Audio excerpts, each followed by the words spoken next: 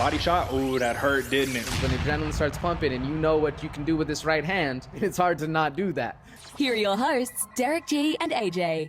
What's going on, folks? Welcome back to another episode of the Bloody Water Podcast. It's been a week too long. We had no UFC last week. There were a lot of good fights if you are a hardcore fight fan, but for the casuals, for most people who are coming out trying to see what's happening on a nice Saturday evening, there was no UFC. It's okay, we are back. And not only are we are back with a vengeance, folks. I got to bring on my co-host, the Santa Fe bomber, the New Mexico native himself, AJ, brother. 40-20 a pop, my man. Even split, 0-0 mentality going forward. How are you living? How did the week off treat you, bro? Man, every time we take these weeks off, Derick, especially one where there's not a holiday, comes by surprise, it throws off the rhythm a little bit. But you know what, man? It feels good to get back in the seat, get back to the work, man. Feels good to be back on the grind. How you living, brother? I felt the same way, man. It was a little bit of like my whole entire routine was gone. It was, you know what I mean? The Thursday morning, we know we normally record that morning, and I said, I got nothing to do. I could sleep in, but I can't because my body just wakes me up ready to go. But it's okay. I've been missing some fights. I've been needing some fights, and not just fights, to the highest magnitude, the highest order. We're talking about 2 championship fights this weekend, man. We got Alexander Volkanovski defending against Chan Sung Jung, UFC veteran, the Korean zombie. And then, brother, I think we got the people's main event in Aljamain Sterling versus Petr Yan, paper champ versus real champ, champion versus interim champ. What do you think, brother? What are you labeling this one as? Ooh, man, this is the setup for a comeback for Aljo, because this can silence all the haters here. But I'd probably say something like people's champ versus paper champ, because Yan, I feel like, has the heart of the people, but some people, they want to see Aljo get that little step back, man. No, I mean, I'd absolutely agree with you. I'm gonna say real champ versus paper champ, right? I'm going to say the real people's champ, all that good stuff. Petr, you have to win the belt to be the champion, in my opinion. You could hold the belt, that's cool. You could say, like, I am paper champ, I'm technically the title holder, but are you the champion through and through? Petr Yan, we know if it wasn't for that illegal knee, he definitely would be. The biggest story that we need to talk about today, though, man, is Khamzat Chimaev, and he's facing off against Jairzinho, Gilbert Burns. Now, AJ, before we even break any of this stuff down, I will just say this. I think that we have, in hindsight, after this episode, we're going to come back and say either it was hype, we got fooled, shenanigans, news toy, or we're going to say, hey, man, this dude is legitimately the real deal. This is the biggest litmus test that you could possibly have on the grandest stage of them all. Now, I want a early prediction from you. If you are on the 50% mark, right, on saying that this is either a fluke or this is the real deal, how much are you leaning? 51% or 49%? 49% being this is a fluke, 51% being that this might be the real deal. Man, I'm leaning on that 51%. I think the hype is real. Even when I don't know if you've seen, they had a face-to-face encounter, both standing there in towels. That's it gave a lot of heart to show. He's a big man, bro, especially fighting out of 185, dropping down to 170. Chimaev, I'm thinking he's a real deal. What about you?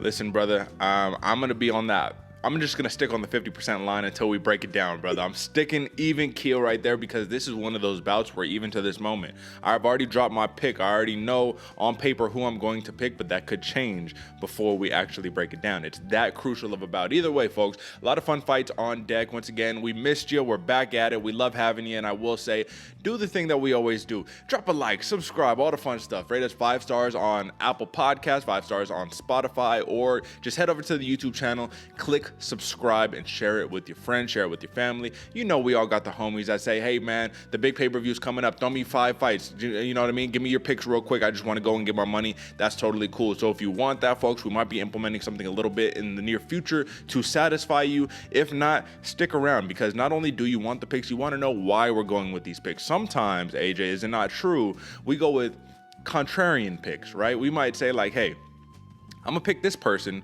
but it's important that you understand it's because of this intangible X, Y, and Z. You're also picking these people, so I need to stay competitive in terms of the head-to-head. There's a lot of factors that go into this, so don't forget, stick around.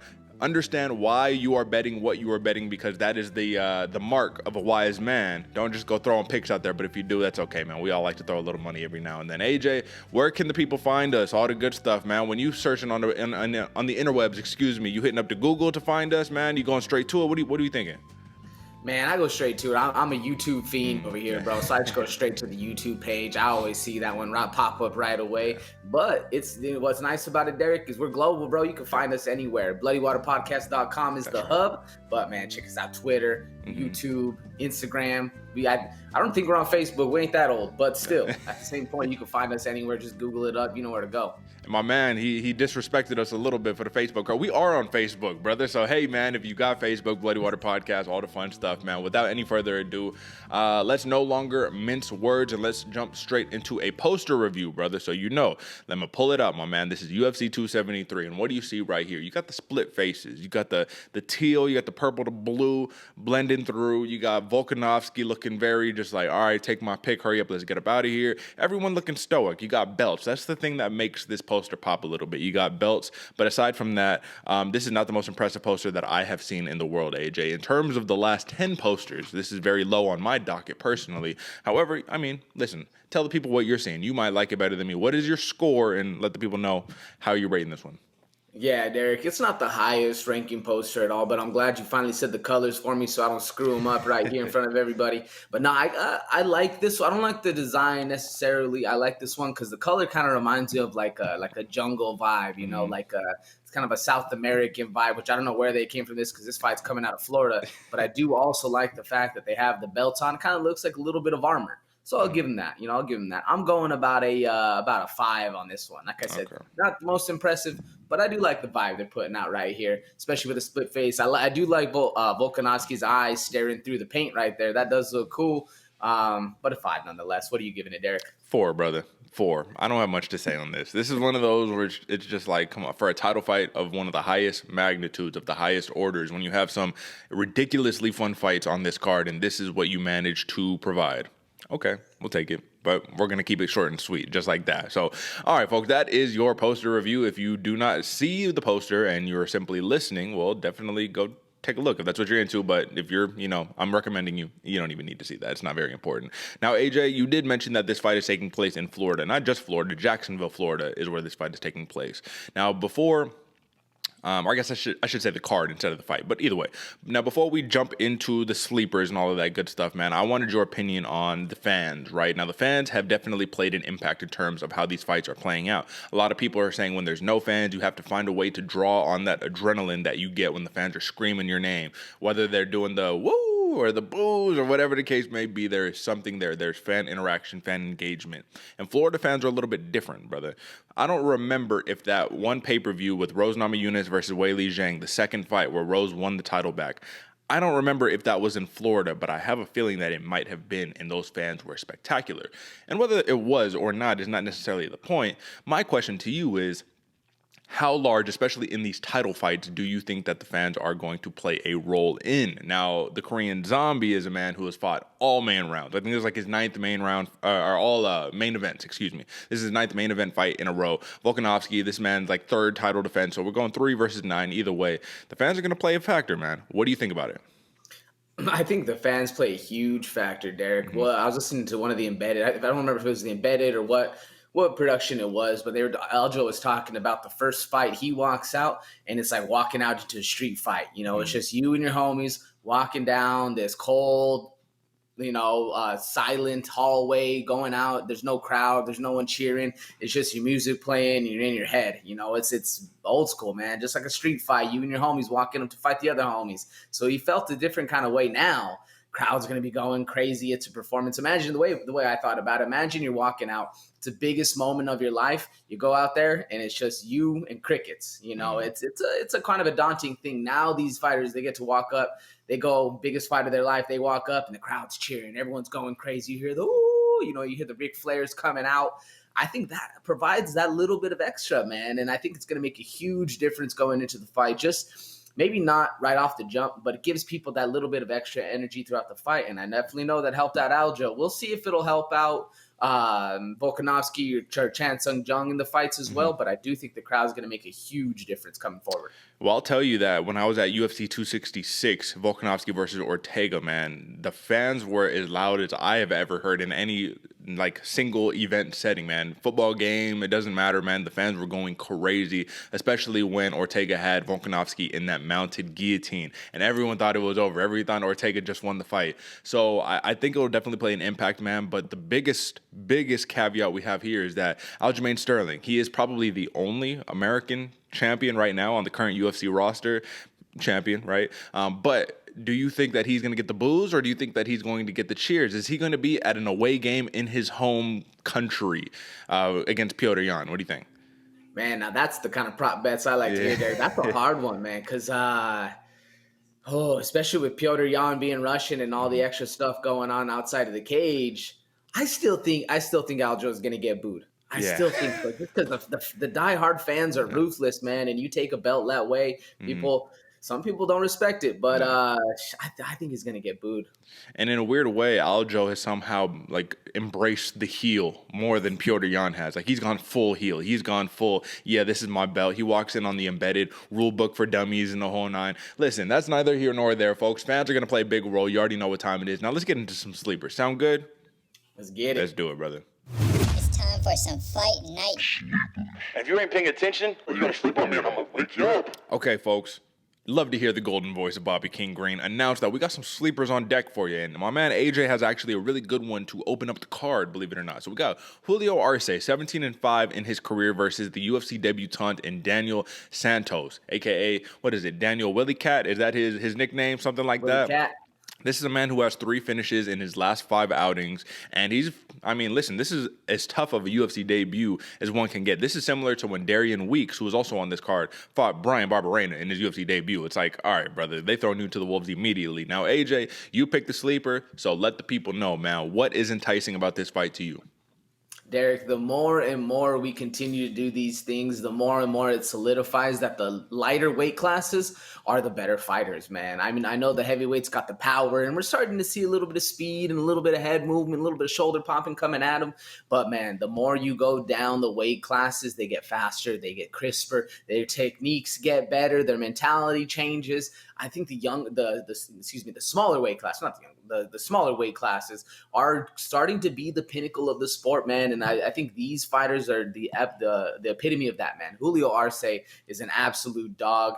And the UFC apparently sees a lot in Daniel Santos because they're throwing him to a dog in one of the biggest spots at the leading off of the entire fight night, man. You know, it's not the main card first fight, but it's the lead off, and he's setting the tone. And I think this is a scrap to do it, man. We were talking a little bit earlier. We were saying Daniel Santos' best shot might be getting that early KO round 1. But he can definitely possibly do it, man. We saw in the Chan Sung Jung fight, Julio Arce is down to scrap, but so is Willie Cat, Daniel Santos, man. This is going to be a very fun one. I think this fast action the entire time, up and down, wherever it takes place. I do think this one's going to be a striking match. What do you think, Derick? We're going to see some grappling here. We're going to see some striking. I think both of these fighters are very much talents going to be coming forward, and we're going to get to see a display of 2 people that have a long-term career stock in the UFC going at it, throwing their hands, man. What about you? Well, I think Julio Arce is probably going to try to dictate the pace, right? Going to try to work on the hands, get some nice hooks in there. He has some really beautiful check hooks, all that fun stuff, but he also has a couple rear naked chokes in his arsenal as well, man. So if he can get to the back of Daniel Santos and make easy work of him that way, I don't see why not. One of the things that you got to watch out for is for Daniel Santos, he can grapple a little bit too, man. I mean, his last fight, first round submission, armbar, easy money, right? But he has a wicked spinning back kick, brother. Like, kicks like a mule, you know what I'm saying? I don't remember which fight it was, but I was just throwing it on the YouTube real fast, man. And this dude, he's getting pummeled, man. When it came to the jiu-jitsu, he's getting kind of dominated. He's on his back, not really showing much jiu-jitsu-wise, which is also why I think Arce is going to have an advantage in this fight. But when he got back up to the feet, walked his man down, hit him with the spinning back kick, and that fool dropped like he just got shot in his liver. Not kicked, not punched, like he got shot in his liver. So that's one of the things you got to watch out for, because when you're a man who has, 10 career fights, 7 of your fights are via finish, I mean, you know how to get the job done. But when you step up to the big show, this is where we said it. We've been saying it for months, maybe years at this point. The UFC is where streaks come to die, come to an end. And against Julio Arce, who, yes, is he coming off of a KO loss against Song Yadong, the Kung Fu Monkey? Yes, but he's only been finished twice in his entire career, bro. And the last time before this was 2016. So I think that this is going to be a smash spot, more or less, for Julio Arce, the much more experienced man. They're going to throw down. They're going to grapple. They're going to strike. But I do think that Julio Arce, at the end of the day, is going to have a big edge in this fight. Would you agree with me? Yeah, I agree with you. And as much as it might be a smash spot for Julio Arce, I do think Daniel Santos has that little bit of intangible at the beginning where he can get it done. Yeah. But I do think they are feeding him to the dogs. Yeah, absolutely, brother. But, I mean, big risk, big reward, and we'll see what happens for Daniel Willie Cat Santos. Both of these dudes, 5'7", but Julio Arce does have a 3-inch reach advantage, so we'll see if those legs of Santos can make up the difference in that. But that's going to be a very fun sleeper to open up the card. Now, folks, I have a sleeper on the other hand that is not really a sleeper, but we're going to call it a sleeper either way. And the reason why, just for transparency's sake, my original sleeper for this match, or for this card, UFC 273, was Vinc Pichel versus Marco Madsen. Why? Because Vinc Pichel is a man who has never gotten the credit that he deserves until we had a couple falling outs for the main card. Next thing you know, they bump him up to the main card. I'm like, oh, they're putting some respect on my man's name. And he's the betting favorite. We'll talk about that in a second. So I had to do a little bit of a replacement, and I want to talk about the women's bantamweight division. I want to talk about Aspen Ladd making her return to the women's bantamweight division, 135 pounds versus Raquel Pennington, somebody who, in my opinion, is a dark horse in the division right now. She's had a little bit of a resurgency, I would say. She's on a 3-fight win streak, racking up wins against names such as Marion Renault, no longer with the UFC, but she was a big staple in the division for a long time. We have Penny Kianzad, the Swedish kickboxer who's got hands of stone, walks their opponents down and give them the business. And lastly, Macy Chasson, who in my opinion is probably a natural 145er, who just fights at 135. Either way, Aspen Ladd has one thing that she needs to take care of before this can even be a sleeper. We can't even qualify this as a sleeper until one fight is already conquered, and that is the fight of the scale. Aspen Ladd needs to make weight. So before I even talk more about the sleeper, AJ, Aspen Ladd, she has to go up to 145 to fight Norma Dumont after her fight against Macy Chasson got scrapped because she fell ill due to a botched weight cut. Not the first time in her career, neither. Now, AJ, we can consider that more or less as a punishment, right? We can say, hey, that was your punishment. Uncle Dana said you're moving up to 145 if you want to fight again. I don't know how he got back into his good graces, but 135 seems to be the destination for Aspen Ladd. If this was an plus minus situation, what odds would you give Aspen Ladd successfully making weight for her bout against Rocky Pennington this weekend? I'm thinking like a plus 150, almost 200, man. Okay. It's not necessarily uncertain, but it's leaning towards the side that if the history is more likely to repeat itself than not. And I don't necessarily know if Aspen Ladd got back in Uncle Dana's good graces as much as there's no one else to fight in 145. So he said you have to make the weight if you want to be in this company. Which actually really, it makes a lot of sense, right? But this is what it comes down to. If for whatever reason Aspen Ladd fails to make weight, and I want to be charitable here, man. I don't want to sit here and say you made a mistake. We're going to dog you for that mistake for the rest of your career. I don't want to be that guy. I want to be charitable, and I want to say you're a professional. You're going to do the right thing. You're going to make the limit. That's what it comes down to. You need to make the limit. Be a professional. But if she somehow, some way fails to make the limit, is her UFC run over? Her very short UFC run. I mean, she's 6 fights into the UFC. Oh, man. I don't think so. I especially not right now. I think they need a little bit more women, although at the same point, they've been making cuts left and right in the UFC roster, so it quite possibly can, but I do still think the women's divisions are always a little shallow, so I think Uncle Dana has a little bit more leash, if you will, on those ones, and Aspen Ladd does pull numbers, and she's a pay-per-view fighter. So she's usually always on pay-per-view, so she likes to draw in numbers, so maybe not yet, but I do see where you're going because it is quite possibly a route that could be taken.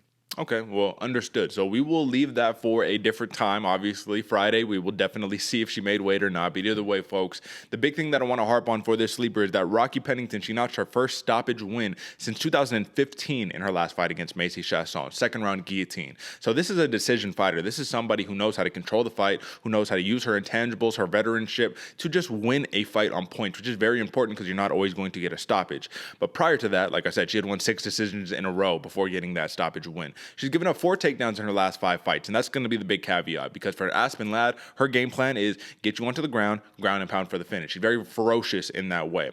But Rocky Pennington has gone on the offensive as well. landing 4 takedowns in her last 5 fights. So she's given up 4 takedowns. She's landed 4 takedowns. Her UFC takedown defense is 64%. This is what it comes down to for me. If, at the end of the day, Rocky Pennington can control the pace of the octagon, can control where the fight takes place. If she wants to keep it in the clinch, dirty box, she wins the fight. If Aspen Ladd gets her to the ground, starts smashing her up, and Rocky Pennington can't get up, she wins the fight. So this is going to be one that might not be the most exciting on paper, but when you're fighting, the excitement comes in those little details. Oh, can Rocky Pennington sprawl when Aspen Ladd tries to take her down? When they get onto the cage, is she going to fall for a trip? Those little moments right there are going to dictate the rest of the fight. So if you are interested in some of these matchups right here, I definitely think that's one thing that you need to take into consideration. So let me just pull it up really quickly, AJ. I want to pull up a couple of the prop bets for this. So Rocky Pennington on points is -125. Now, when we look at Rocky Pennington right at the current line, we're about 190, right? So you get a better look, -125 on points, but Aspen Ladd by points, AJ, which is something that, even though she's a TKO fighter, man, I think that Rocky Pennington is going to be a tough person to get out of there. Aspen Ladd by points is +255, brother. Is that something that you would take into consideration?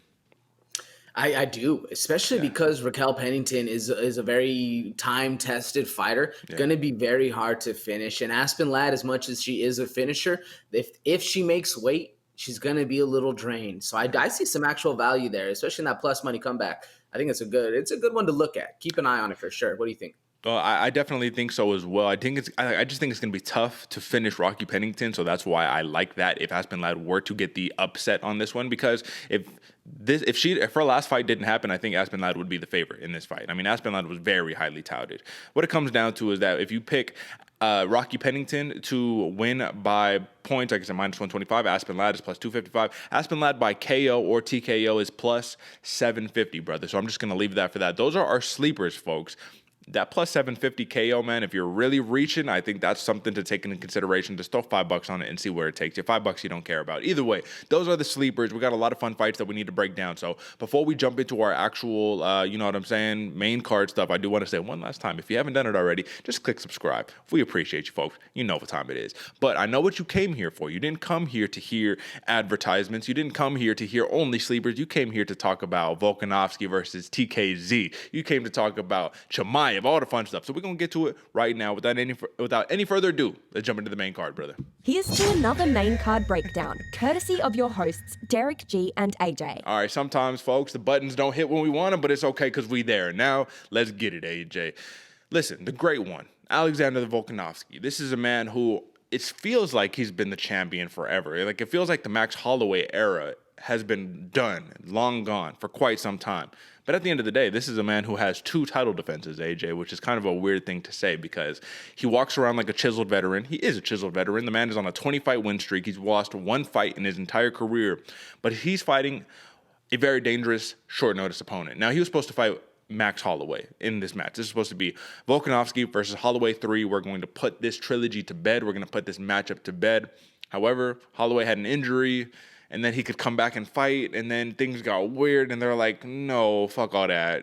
Korean Zombie, you're a time-tested veteran as well. You had to take about, a 2-3 year break to do your military service in South Korea. It stalled your career. You're back. Yeah, you lost a couple in your last 5, but at the end of the day, let's see what you got for a title shot. Now, before we jump into this, before we talk odds, before you talk any of that stuff, AJ, I want to ask you, the Korean Zombie, has he been discounted as of late because it's out of sight, out of mind, right? You get the big win against Dan Ige, but it wasn't the classic Korean Zombie style. It was takedown, win by points. His first decision win in a ridiculous amount of years, like over 10 years, right? Is that a case of that, or do you think that people are really just buying into the championship nature of Alexander Volkanovski, what he has proven as a professional? What do you think? I mean, the thing is, Alexander Volkanovski is a very strong champion. You know, I know we all give him a lot of heat for the up and downs with Max Holloway, you know, whether those are actually won or whether they weren't. But at the same point, Alexander Volkanovski's been smashing people since day one, since he entered the octagon. So it's hard to discount him as far as that. But I do think people are just forgetting about Chan Sung Jung because he had that injury and then he had the layoff of the military career and then comes back and doesn't really get a finish and kind of starts getting, you know, I think everybody always remembers the last second upward elbow by Yair Rodriguez when the Zombie was winning that fight, man. Chan Sung Jung, that'll be one of those moments that always kind of reaps on the career of Chan Sung Jung. So I do think a lot of people are really sleeping on the Zombie. But at the same point, you can't discount the champ because he is really doing good work. And I know I give him a lot of heat for those Max Holloway fights, but he is very much a strong champion. And if you just go look at the dude's hit list, man, just his last 5, Chad Mendes, Jose Aldo, Max Holloway twice, and Brian Ortega, that's a killer's list, man. And he did pretty damn well, even though 4 of the 5 were all decisions. It's still an impressive hit list nonetheless. No, I agree with you. I do agree with you. Now, the one question I have is regarding the Korean Zombie. He hasn't been very active since 2009, right? Since his 3-year military layoff between 2014 and 2016, the Korean Zombie has only fought more than once per year in 2019. So he had 2 fights that year, right? So yes, you're a chiseled veteran. You've been around in the game for a long time. And to be specific, his last decision win prior to the Dan Ige fight was in 2008. So that shows you how long of a finishing streak he had. He had like 9 finishes in a row. So my question is this a refreshed Korean Zombie? Like, this is a dude who you would think has like a stupid amount of miles on him. But if you think about it, he haven't been very active. You got a little rest recovery, right? You're not as like beat up as people would make it seem. So but what people are saying is that this is either Korean Zombie gets the knockout, and if they stand and slug it out, it's going to be all Korean Zombie. If it goes to the grappling, it's going to be Alexander Volkanovski. But I'm interested. We might see a mixture of both, man. Let's not forget the performance that Korean Zombie put on against Danny Ige, man. Takedown clinic. So do you think this is a refreshed Zombie? This is going to be a different version of the Korean Zombie that we know and love? Or do you think that we're going to revert back to the old times, walk forward, and just Zombie style like he did against Ortega? I think we're going to see a little bit of both, but to be honest with you, I think it's going to be Zombie 5.0, man. I think Zombie's going to come back. Nonetheless, he's fighting out of fight camp. He switched it up, or fight ready. He's fighting out of there with Triple C, with Izzy, with Yuri, with all these people that have been training. He's been able to get some different looks. I was listening to Uncle Chael talk about it, where he was talking about the Zombie. I don't remember if it was a Zombie or not, but he was saying that rest is one of the most important things in MMA. More stuff than not, you only have, let's say you only play one NBA game, for each year, you only play one. You're not going to get better. You're not going to get better by playing it. But MMA is the one sport where you do get better. Your mentality gets better. Your mindset gets better with the less you fight. So I think that's where Zombie's going to come in a little bit more refreshed, a little bit on the ball. He's had, his last fight. When was his last fight? 2019? Korean Zombie, his last fight was this year, right? It was Dan Ige. It was this year or late last year. Dan Ige, but still less miles on him, or less miles on the mind, because the Zombie's way of fighting, that's a very mental heavy, you're worried about this dude's brain. But the fact that he's able to be off and work with Triple C on the ground game, I think we're going to see something a little bit refreshed right here. What do you think?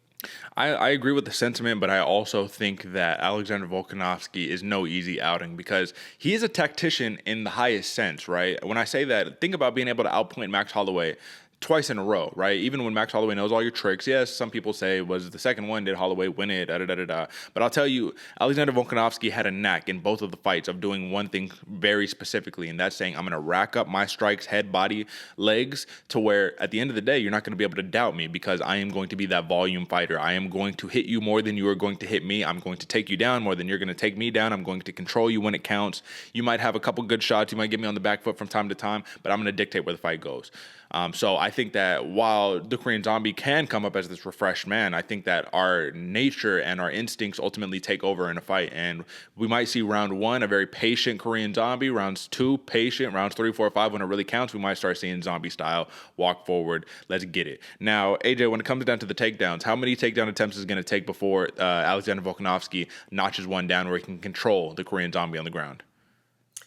I'm going 2. I'm going 2. Okay. I think Zombie might stop the first one, but man, Volkanovski's just such a tactician at whatever he does, ground game, fist, whatever the case is. But he does have some amazing takedowns, and especially now, I think with Zombie going to fight ready, I think Volkanovski, wants to prove a point, wants to prove the fact that, hey, no matter where you go, I'm still going to be the best at doing X, Y, and Z. Now that you went to a wrestler, you think you're going to out-wrestle me? Not a chance. I'm going to take you down right away. I'm guessing first shot comes within the first minute of the fight. Like I said, it might take another one to actually get him down. What do you think, Derick? Over, under 2 shots, and does the first shot come in a minute? The first shot does not come in a minute. I don't think that at all.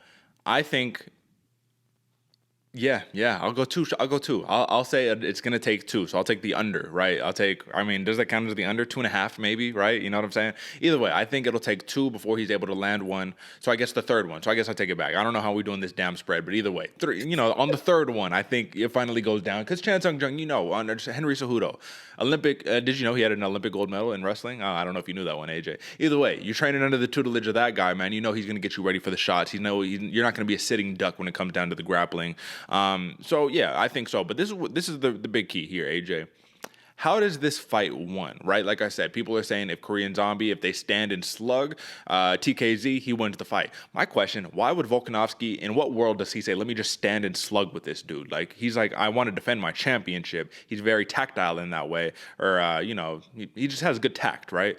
I don't see that happening. When it comes down to the well-rounded nature of the game, I think that's when it's going to play. And Alexander Volkanovski, even though Chan Sung Jung has said he feels like he's better in all aspects of MMA, I think Volkanovski has very certain strengths when it comes to that top control, when it comes to movement, being evasive, all that. Now, my final question to you before we give our pick on this one, AJ. Chan Sung Jung, by points, is plus 1,100 on betonline.ag. So if I were to just try to throw in a little something on there, it won't even let me show. I have to log in and do all that. But the point is, plus 1,100, man. You bet $100, you get $1,100. You bet $100, you get $1,100 back.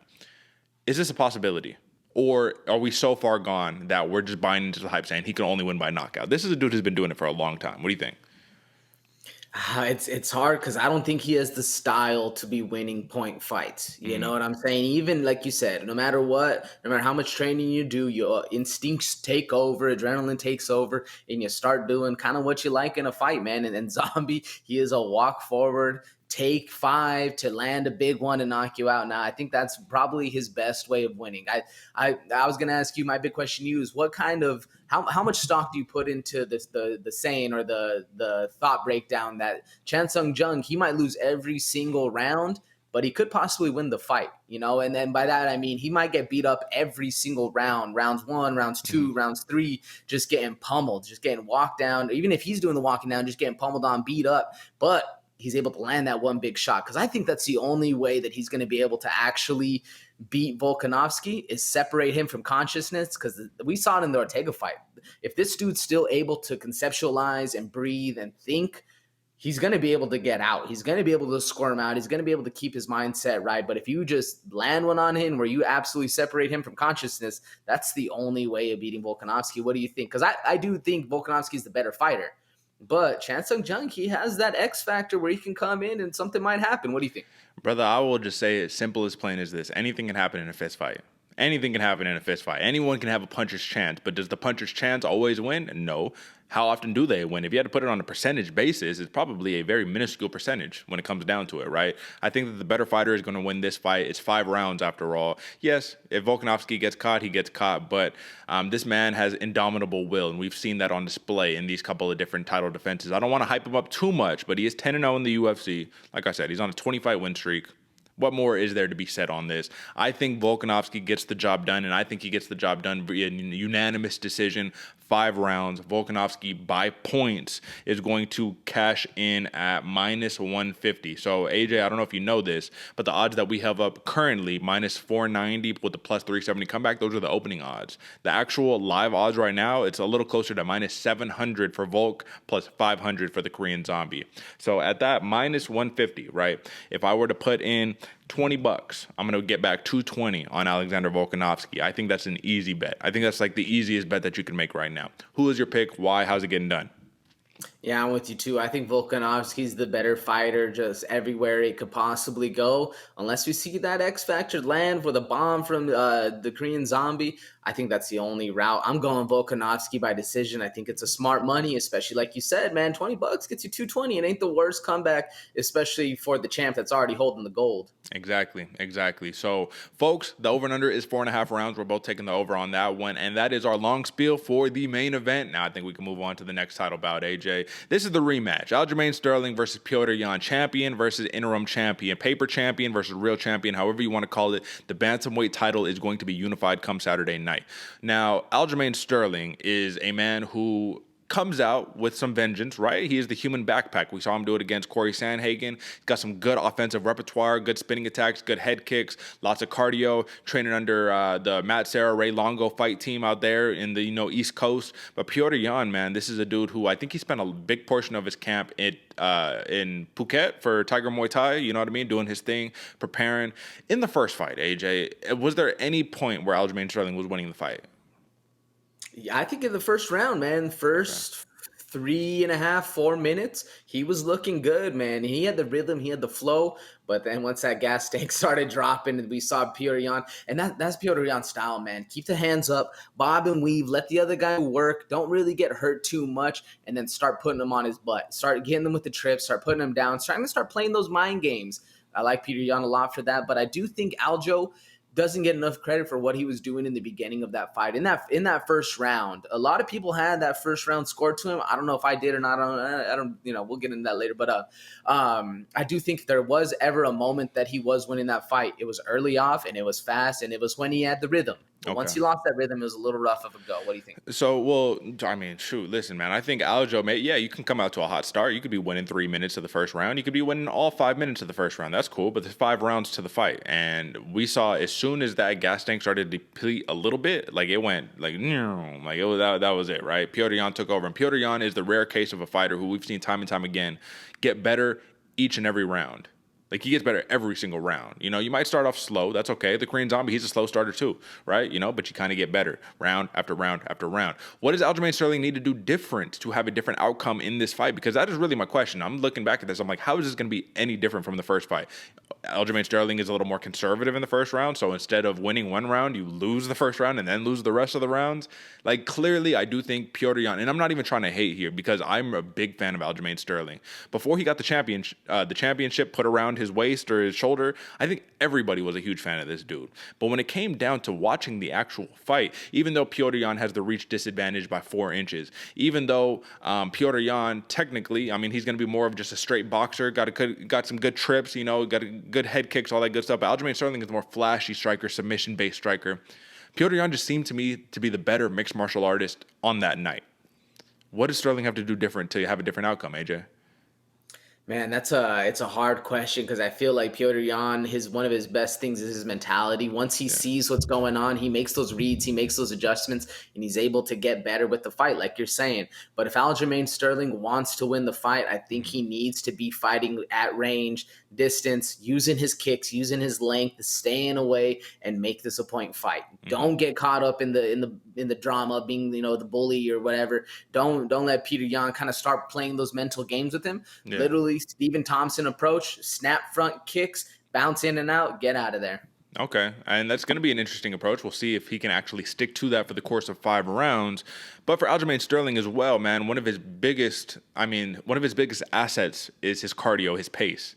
So you want to weaponize that, but you also don't want to fall into the fear of, I remember how tired I got last time. Listen, let's say that maybe he his excuses actually were legit, right? Maybe he's like, all right, I got a good breakfast this time. I ate all that fun stuff. You know what I mean? The crowd rejuvenated me.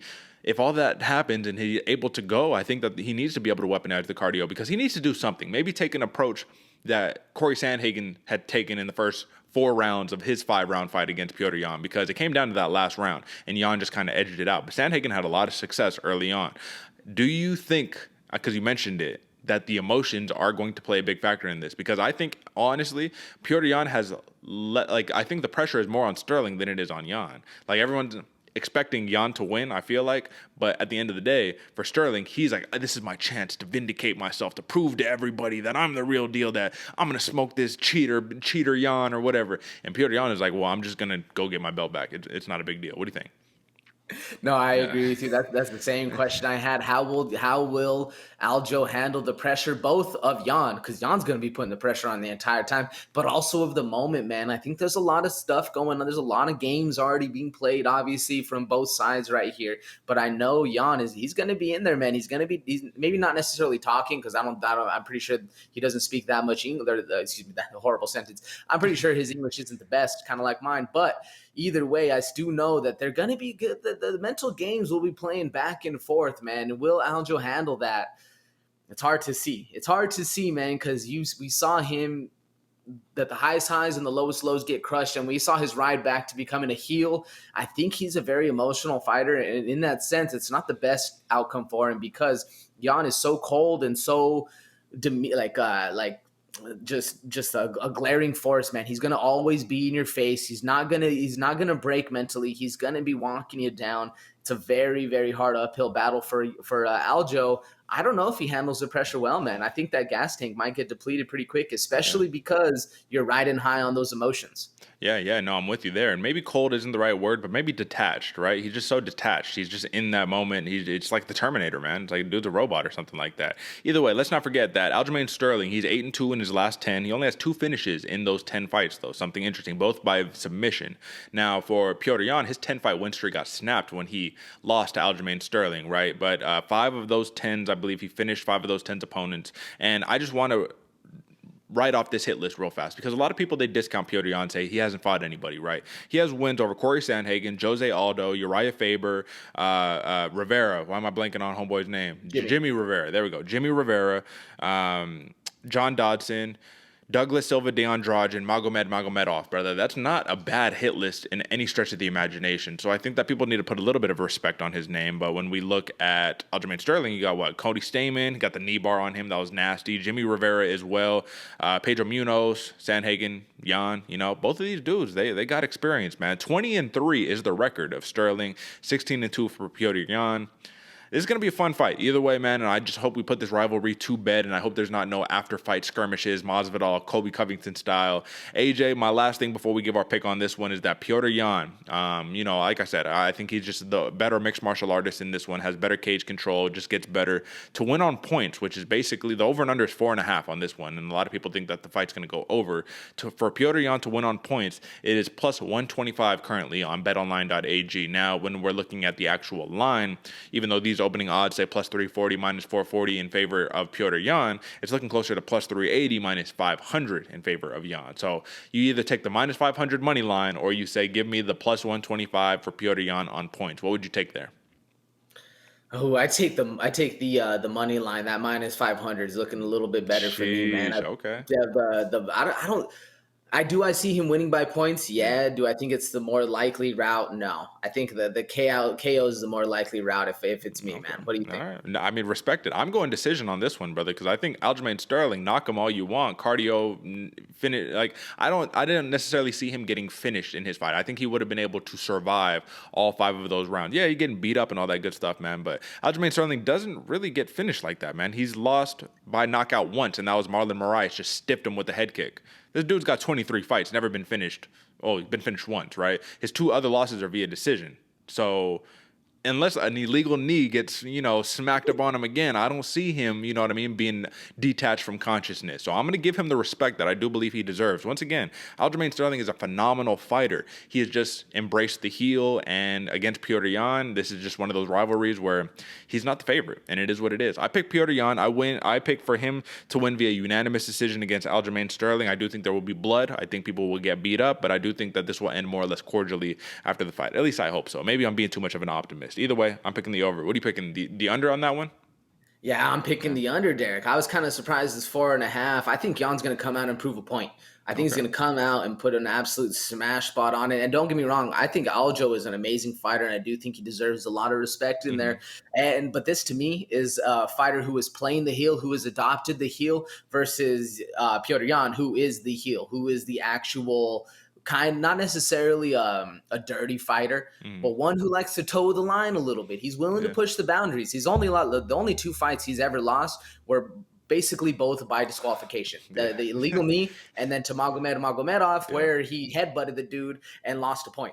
Yeah. Like, Petr Yan's the kind of fighter you want on your side. You don't want to see him standing across the fence like, shit, we got to fight this dude. Yeah. He's the one where you want, like, oh, okay, yeah, we got, a little test the rules a little bit. I think he's going to come out and prove a point. I think he's going to come out. He's going to put a smash spot on. I'm going Yan KO round 3. Well, if you're favoring with my man AJ, Petr Yan to win via KO, TKO, or disqualification is plus 175. So even better odds on that one, brother. But I'm going to play safe, plus 125 for the points. I think that's a good prop that we could follow on that one. So those are your 2 title fights, folks. And now, believe it or not, even though I said this is probably the people's main event, the real people's main event is next.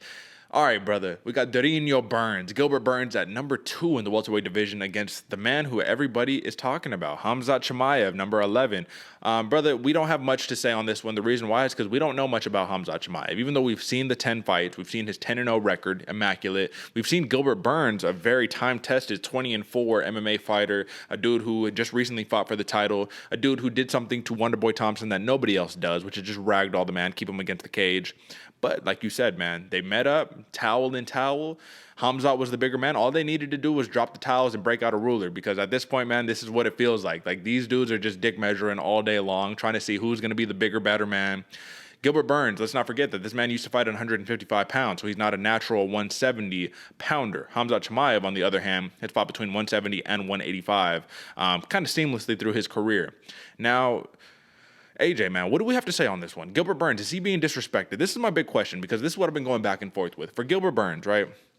This is a man who has picked up his first win since his 6-fight win streak was snapped by Kamaru Usman last February, and he's finished 3 opponents in his last 10 fights. But he's been finished twice in his 4 career losses, brother. So it's like, live by the sword, die by the sword to a degree. This is a man who knows how to get wins. This is a man who has a win over Gunnar Nelson, win over Damian Maia, Tyron Woodley. I mean, come on, brother. The only loss in his last 5, like I said, is to Kamaru Usman. Chimaev, on the other hand, you gotta feel away, because Gilbert Burns says, who knows the names of the first 2 people that Khamzat Chimaev fought in the UFC?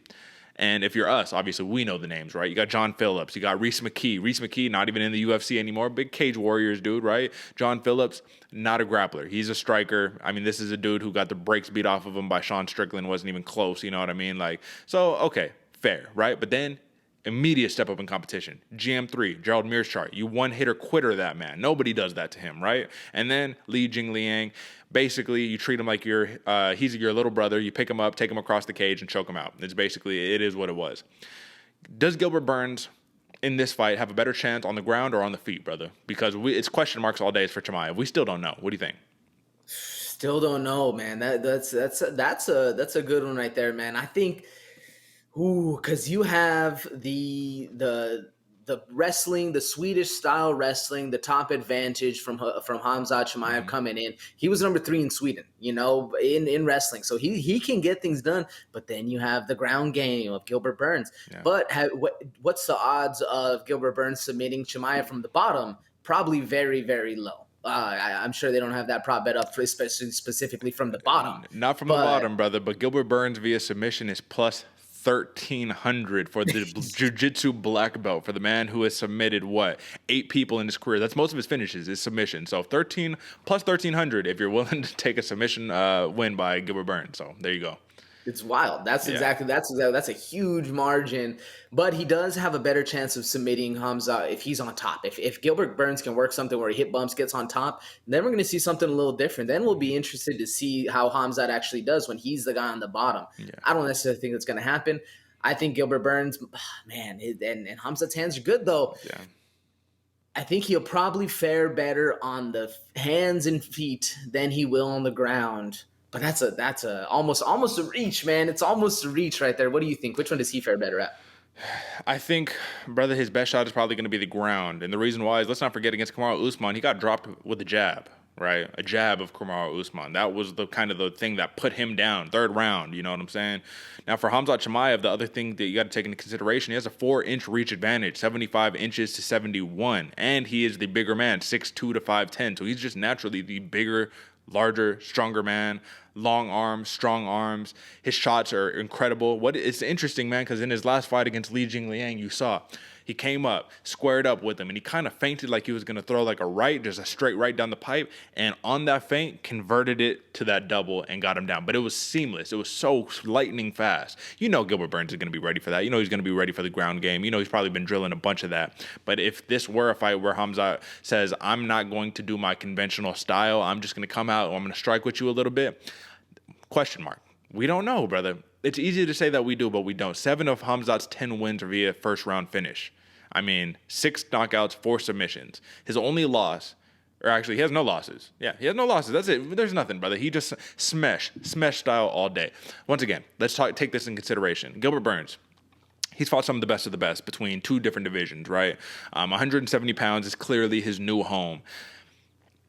Just give me something that's not out of the hype that we've seen from Khamzat Chimaev. How can Gilbert Burns win this fight? Because he can win this fight. There's by no stretch of the imagination can we sit here and say Gilbert Burns can't win this fight. Khamzat, he just smashes. Now, if we, let's fast forward 48 hours and let's say Khamzat does smash, okay, obviously we look a little dumb. But I think you need to give credit and respect to UFC veterans who have fought the best of the best and had ample success. So how can Gilbert Burns win this fight?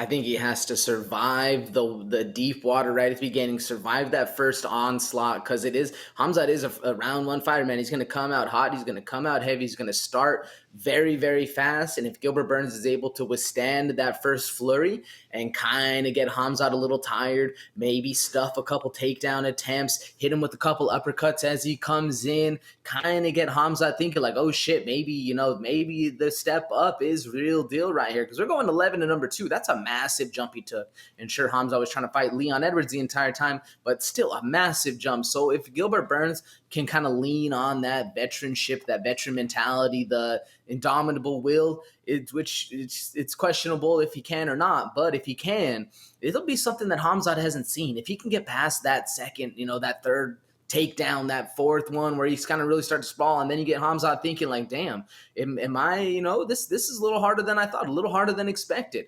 That's right where I see Gilbert Burns having his best shots. And then he can kind of come back, get the 1s and 2s going, really start working. Maybe, like I said, if he can get on top of Khamzat, then we're really talking. Then we're kind of looking good right there. Yeah. Will that happen? It's hard to say, but I think that's his best bet if he can. What do you think? I got you, man. My key method of victory for Gilbert Burns, like the way he needs to get it done, is once again, just like you said, man, drag it out, test the cardio, do whatever you need to do to drag it out, survive.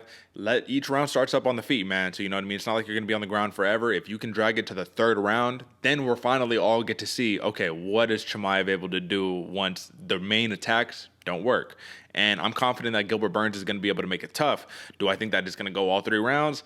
Brother, it's tough, man. So I guess now it's time to give our pick. Now, the over and under for this fight, AJ, is 1.5 rounds. It's minus 135 for the over, plus 105 for the under, right? So the odds makers are showing Gilbert Burns a little bit of respect, but once again, when we go to the prop bets, Chimaev by points is plus 290, Chimaev by KO is minus 105, Chimaev by submission is plus 350, Burns by points plus 800, Burns by KO plus 1300, and Burns by submission plus 1300. Where are you going? Why? Who are you picking? I'm actually taking the over on this just because I'm giving Gilbert Burns a little bit more respect, man. Yeah. I do think he is a vet and he can get things done, and I do think he'll wait out that storm a little bit in the beginning. But I'm still going Khamzat Chimaev, TKO, maybe even submission by round 3. I think he's going to get it done late, maybe early round 3, but late in the fight. I think he's going to get it done. Right. Round 3, TKO, submission for boys. I think the Smash Bros are going to be partying in Jacksonville, Florida. What about you, Derick? Who are you going with and why? Well, I can't agree with you because you're betting on the unknown, and I'm not willing to bet on the unknown in this one. So I'm going to go with the traditional time-tested Chimaev by stoppage, early 2nd round. I think that, brother, this pains me. I want to pick Gilbert Burns. Everything inside of me says pick Gilbert Burns. Don't forget, when he fought Kamaru Usman, I picked Gilbert Burns. I said Gilbert Burns can do it in the 3rd round. He can finish Usman in the 3rd round. Well, what happens? He got finished in the 3rd round. So once again, I think that Gilbert Burns can win this fight, but I think Chimaev being bigger, longer, stronger, it's just going to be tough, bro. It's going to be tough, and this is if he can pass this test, brother, I mean, your title shot, that's it. Title shot is next. There's no questions. He is the boogeyman.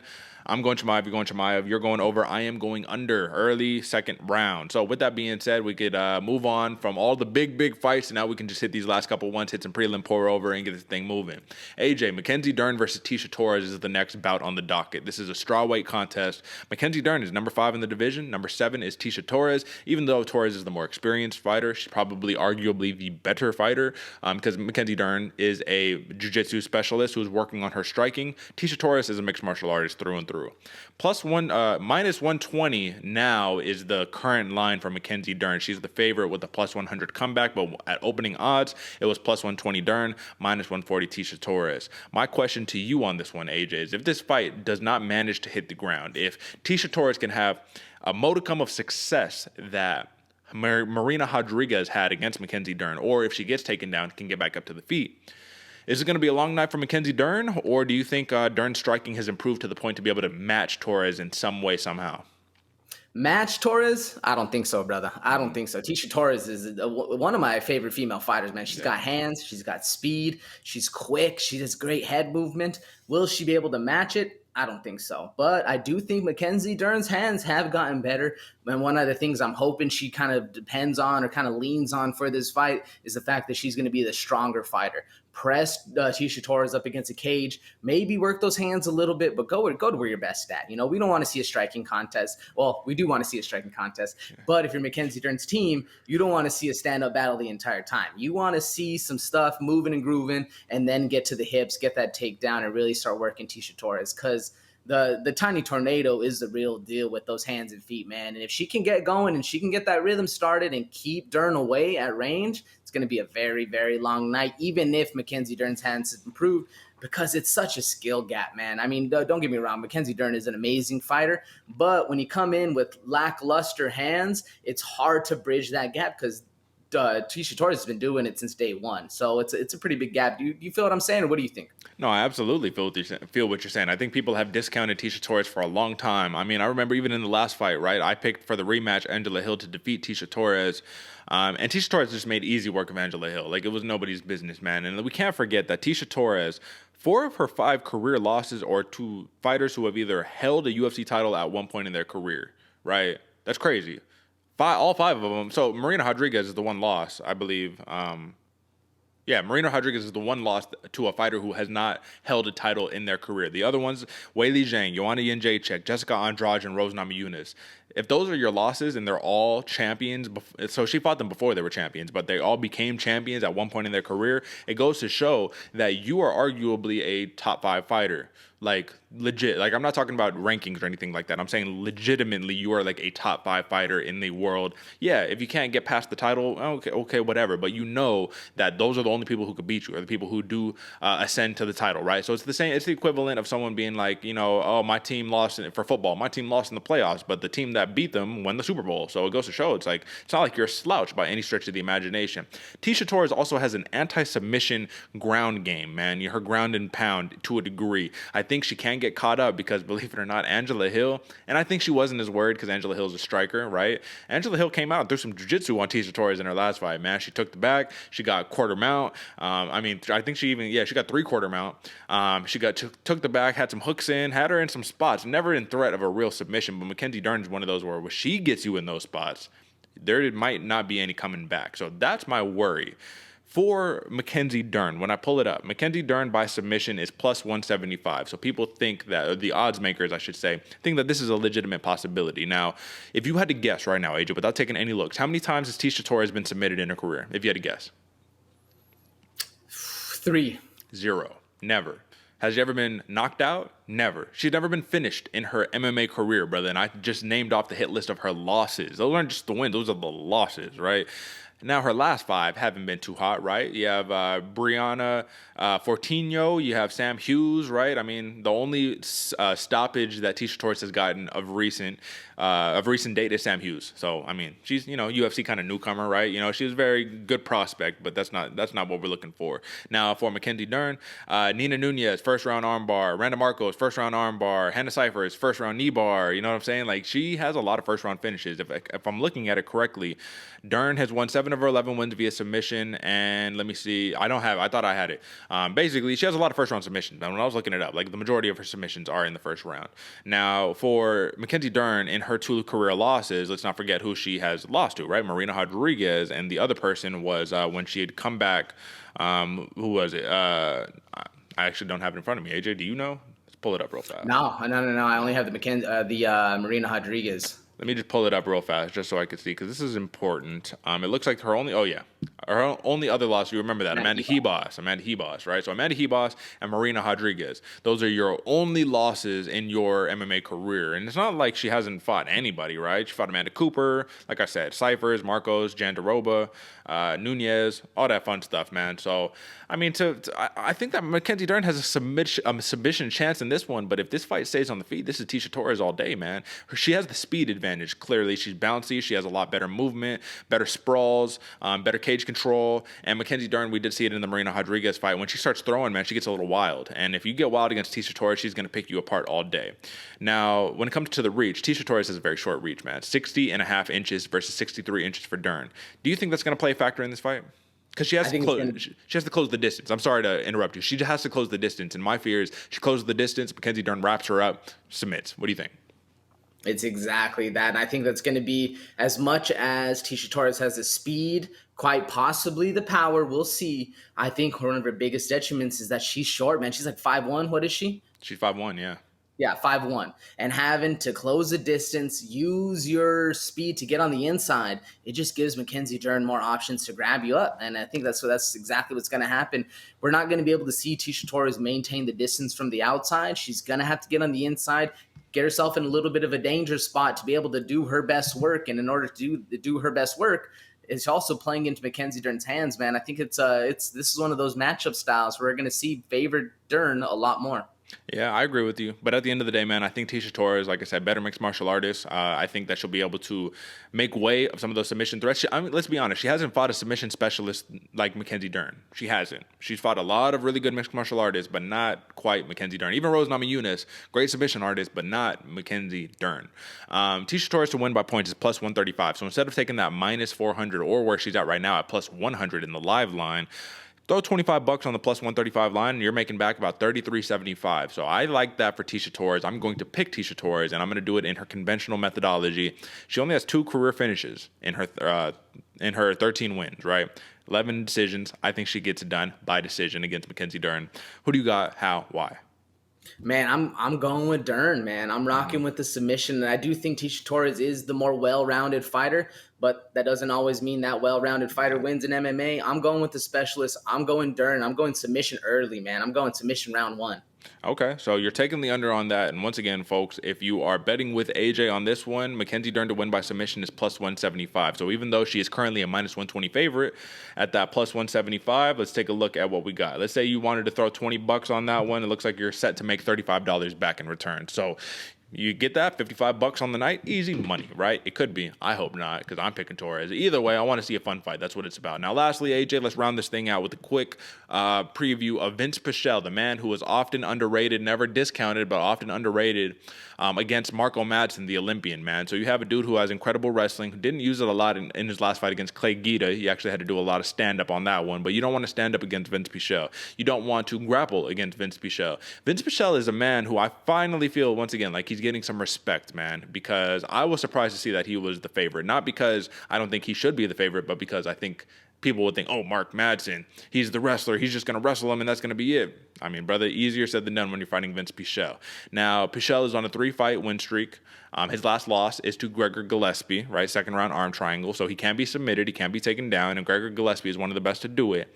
But for Marco Madsen, man, if you think about his 3-fight career in the UFC, his biggest wins are against Austin Hubbard, right? Thud Hubbard, and Clay Guida. Now, Vinc Pichel just beat Thud Hubbard as well in his last fight, but he also has a win against A10 Jim Miller, brother, and I think that speaks volumes. He has a win against Roosevelt Roberts, a great striker. Joaquin Silva. I mean, brother, I think that Vinc Pichel, he just has the better resume. He hasn't fought that much over the duration of his career. He's won 8 of his last fights. 7 of those are via decision, and 4 of the last fights. Let me get this right. 4 of the last fights, he's opened up as an underdog, brother. So this is important. He's finally the favorite spot. He's been covering as an underdog very well. However, what are the chances Marco Madsen does what he does best, man, and just says wrestling, get you down, that's it? Pretty high. I think the chances of Marco Madsen coming back, putting the Olympian-style wrestling on, I think are pretty high, especially because one of the recent losses that Vinc Pichel has is by another wrestler, Gregor Gillespie. I think that the blueprint is there, but at the same point, when the blueprint is that obvious, Vinc Pichel knows that as well. Yeah. Maybe he can stop it. And he's one of those fighters that fights with his hands down, chin out. So it's a little tempting. It's tempting to throw those punches at his face, and his hands are down so he can stop the takedowns of Mark Madsen. This is going to be an interesting one. I'm curious to see how Vinc Pichel handles the ground game of the Olympian. But if those hands start get going, man, Vinc Pichel is powerful. He's awkward. He can get things done in the hands very easily. Yeah, I think so too. I think that he has a clear advantage when it comes to the stand-up. But I wonder, and I don't know, but I wonder if Vinc Pichel says, well, you know what I'm going to do? I'm going to fight fire with fire. How about I take you down? How about I make the wrestler a jiu-jitsu guy? Or what if I take the wrestler and put him on his back? Because where's the one place wrestlers never want to be? On their back, right? In wrestling, you never want to get pinned. You never want to be on your back. Vinc Pichel says, I'll put you on your back, work some ground and pound, because Vinc Pichel has incredible ground and pound. Marco Madsen does as well. But I think Marco Madsen, his best bet is to be the hammer.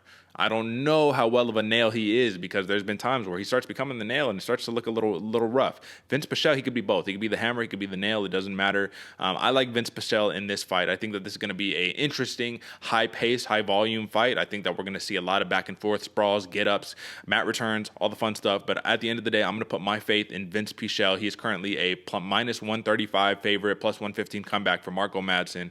And believe it or not, AJ, there are no prop bets currently up for this one, so we're going to have to stick with money line. How much value, though, before we give our picks, how much value is that plus 115 underdog line for Marco Madsen, in your opinion? It's very valuable, man. I mean, if history has shown anything, the wrestlers get in there, especially against the strikers. They put the backpack on him. They get to those hips. And Marco Madsen, the thing about him, he has that Greco-Roman style where he doesn't need to necessarily get to the hips. All he has to do is get his hands on you, get them hands clasped, and then he's working for the takedown however he does it. Pretty good money line. I mean, there's a lot of value there, especially because of if history has any saying things, there's a lot of value there, man. Okay. But me personally, I'm rocking Pichel. I think the striker's going to get it done. I think, and this is actually a very close fight. I had to go, even before, man, when I was making my picks, I had to go to the odds on this one because I can see Madsen winning, but Pichel's the favorite. He's coming back. I like the striker in this one, man. I'm going Pichel, and I'm going KO round 2. What do you think? Okay. Are you going early round 2 or late round 2? Early round 2. All right, brother. The over and under is 2.5 rounds, brother. So we'll give you the under on that one, brother. And believe it or not, I'm taking Vinc Pichel as well. Like I said, I think he's the more well-rounded fighter. But I'm going to go decision on this one, man. I'm very tempted to say ground and pound TKO, but I think Marco Madsen has some heart in him, bro. Like some real deal heart in him. Listen, man, you get the dub against Clay Guida. I mean, that's no easy outing by any stretch of the imagination. I'm picking the over. So it looks like I'm over on 4 of our 5 matchups. I got 1 under. You got a couple unders. You going under heavy on this one, actually. You only have 1 over, so we're literally complete opposites on this one. Either way, should be some fun ones. Folks, that is your main card. If you like the segment, drop a like, subscribe, share it with your friends, all the fun stuff. But before we get up out of here, AJ, we do need to talk a little bit about a prelim pour-over to some degree. So what I'm going to do is I'm going to just name out a couple of fights real fast, man, and I want a very quick take because we're running out of time here, so we're going to do this quickly. Ian Garry versus Darian Weeks, AJ. Ian Garry, excuse me, the future. Ian Garry. There we go, tongue twister. This is a man who has a lot of potential in the UFC, but he had a little bit of a lackluster debut against Jordan Williams, who is, not really a real 170er, not a real 170er necessarily, kind of, but he was like a fake 185er, got down to 170. I don't know.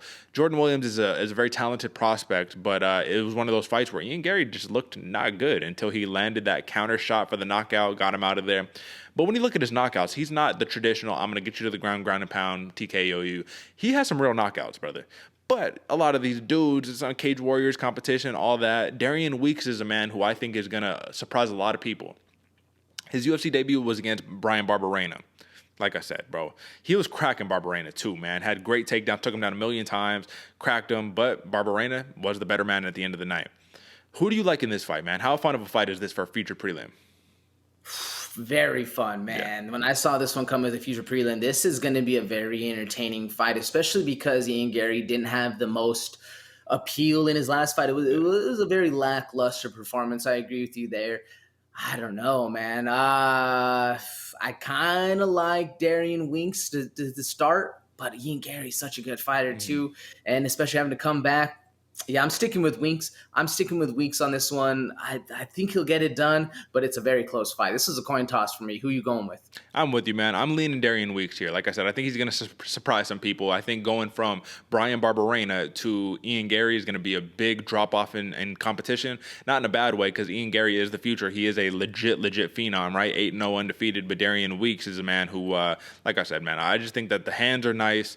The takedowns are great. Ian Garry is good in both of those. It's going to be fun. It's just going to be a fun fight. So that'll be a fun one, man. We have a heavyweight contest who's kind of been, slept on a little bit, man. Dropped down on the prelims, man. Jairzinho Rozenstruik versus Marcin Tybura. Clearly, AJ, we saw it from Rozenstruik's last fight. This man, all he needs is one. Or maybe it was his last fight of the fight before. All he needs is one, man. He hits you with that one, you're out of there. That's what he's known for. Marcin Tybura is also famously known, or maybe infamously known, for getting beat up in his first round, at weathering the storm, coming back, getting a takedown, ground and pound finish. That's what these guys are known for. So the question is, this is literally my question to you, and I just want it simple and we'll move on.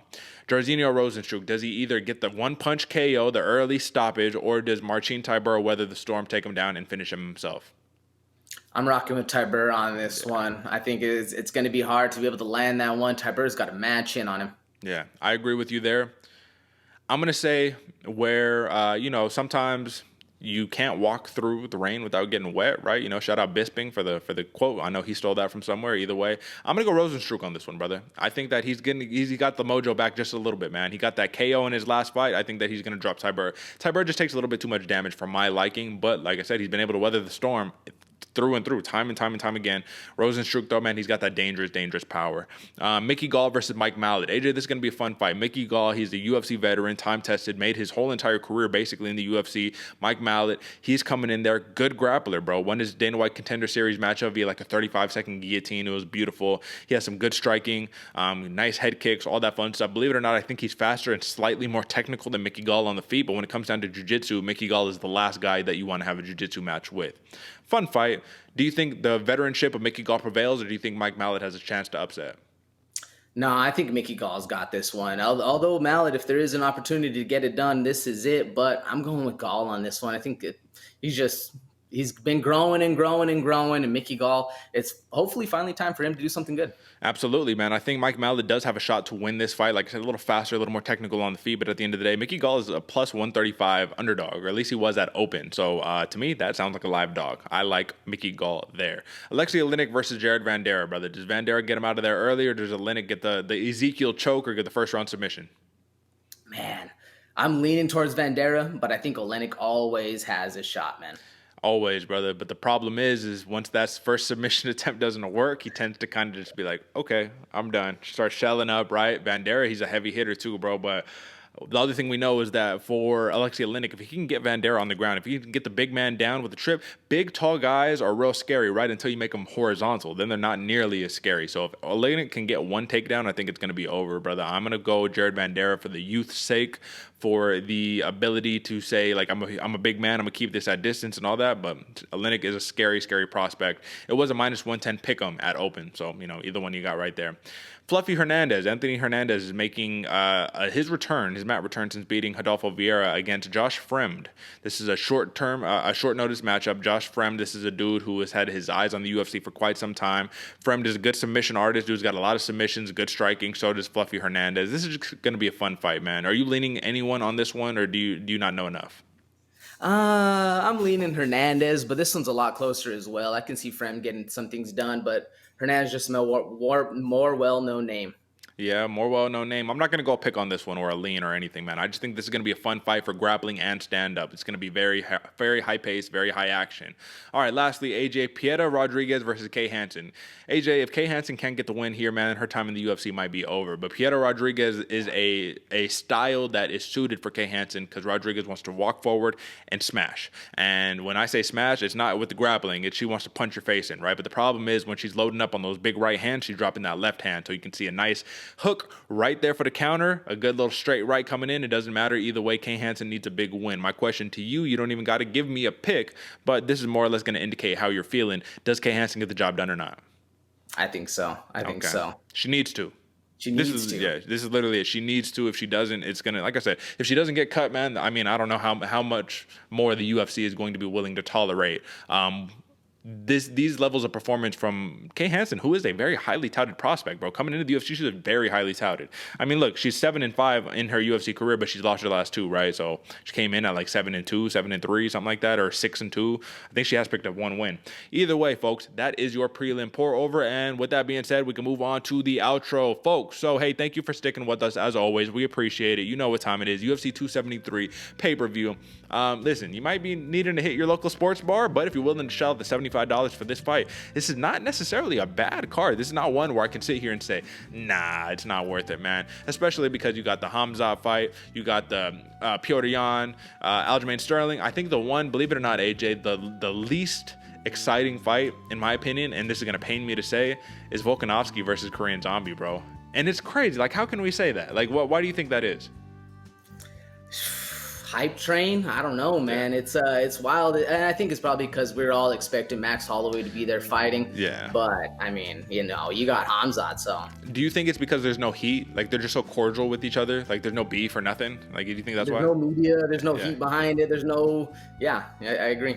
Just two dudes are like, all right, we're gonna have a friendly scrap. It is what it is. You know what I mean? And it's funny, man, because Volkanovski, he's one of those characters, bro. I was just watching this old clip of where he was sitting there in like one of those, conferences that they do where people are asking questions. And Colby Covington, this is when he was big on the Trump books and all that stuff. And they're saying like something about Spotify. Do you do the little music shit, whatever? And Colby Covington's like, that sounds like something a nerd and a virgin would do. And Volkanovski was like, hey, there's nothing wrong with being a virgin and a nerd. You know what I'm saying? And I'm just like, you gotta love the guy, bro. Like for the personality, man. Like this dude is putting on for all of the overlooked, right? Putting on for all of the people who don't necessarily get the same shine and same love and aren't the cool guy. Because Volkanovski wasn't really the cool guy. Now he's cool because he's a professional and he's a champion.